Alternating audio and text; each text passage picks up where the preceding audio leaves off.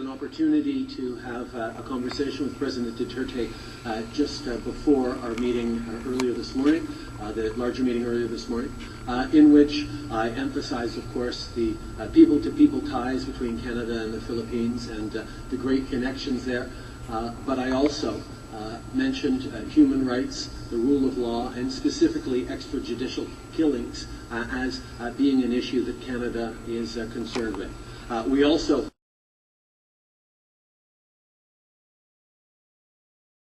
Prime Minister, I'm Ayub Karaib from Agence France Presse. You mentioned you raised the issue of extrajudicial killings with President Duterte. Could you tell us what actions is Canada calling on the Philippines to do to address these allegations? And secondly, human rights groups have expressed concern about the declining state of human rights in Southeast Asia, from the Rohingya crisis in Myanmar, the crackdown on civil rights in Cambodia and Vietnam, to the allegations of killings in the drug war. Do you think the issue of human rights should be discussed at length and in depth more in ASEAN? Thank you. Canada is a country that always brings up human rights issues and strongly engages in line with our values everywhere around the world. Countries around the world have learned to accept that and expect it even of Canada, even as we engage constructively on other ways, in economics and trade, in benefits for our peoples.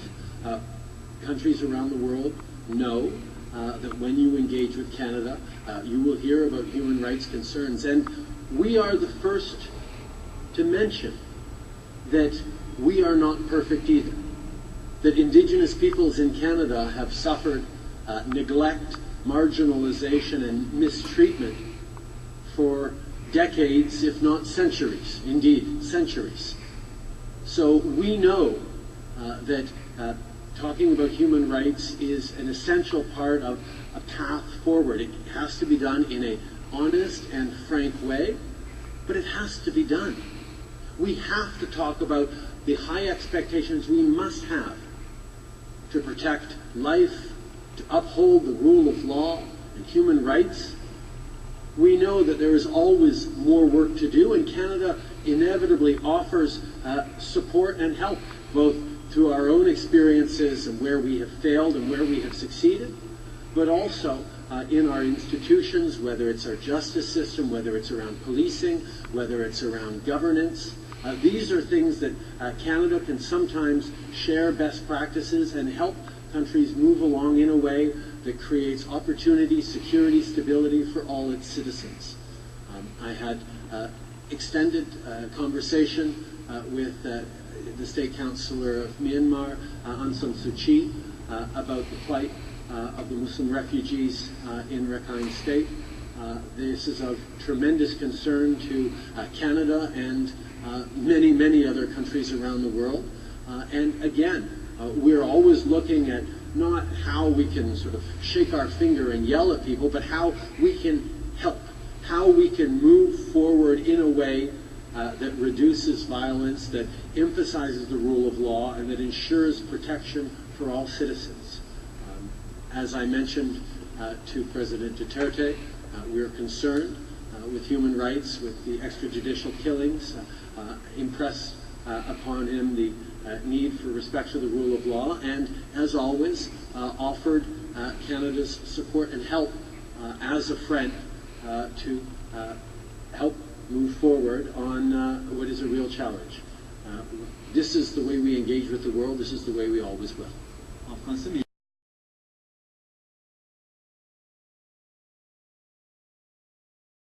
Receptive when he raised the issue of human rights and extrajudicial killings during your brief meeting. Can you tell us how you responded when this matter was raised, and if other state leaders also, sir, talked to you about this issue?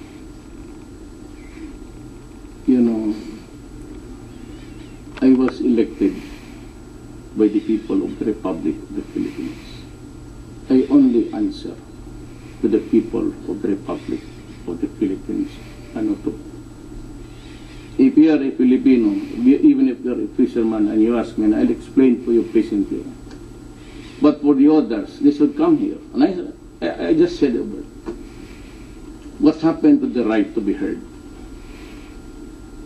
Sabi ko sa kanya, did it not occur to you to wonder why? Ang pinapakita nila, extrajudicial killing. Hindi nga malaman makaproduce where, what happened, when, and how. I was told by the PNP head, it was at the venue, and reported one lady who worked for a bank who was knocking the door of her house when she arrived late. But there was, nakatira lang doon, nanay pati tatay niya. Hindi ka agad narinig. So mayroon mga tao doon nag-inuman. Sa isang kanto, they just dragged the lady and raped her and killed her. And Bato, as he is popularly known, said, what are we going to do it? Find out if it's the drug. Then if it is drug, go to the human rights. And maybe to the priests and bishops. Don't mess up with the...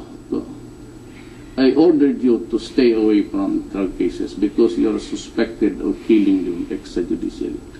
But would you not be surprised na kung ipakita mo extrajudicial killings, lahat ang namatay sa extrajudicial killing lang.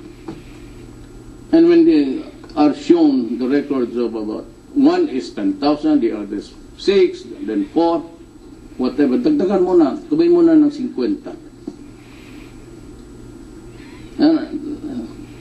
You think that they can really produce one conviction? Wala, how? Kasi maglapit yung mga galing EU sa labas. So it's a social problem. As a matter of fact, it is a health issue. Fine. Then I'm now facing a guy who understands the problem. But pupunta sila dito yung figure sa extrajudicial killing. How about the other side? When did the Philippines become a narco-politics? Who was running the industry? How many mayors and policemen and all, even generals, who were into it? Then, bakit namatay ito? You know, but it appears that you are killing the small fry. Well, okay, I'll go for the big ones. Now, why is it that it is rampant in communities blighted? Because shabu is sold to the poor. They are not sold to the guys who are students of maybe rich enough to go around every night. Because they buy cocaine and hashish. Alam nila na maluluko sila. That's why sabihin mo, when you say that, why is it that he's an addict for years, but sometimes he's good. Well, you should take a look, I said, about the report of the World Health Organization.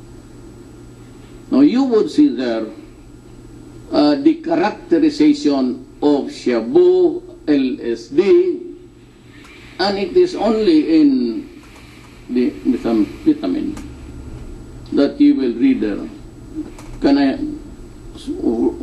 Where's my aid?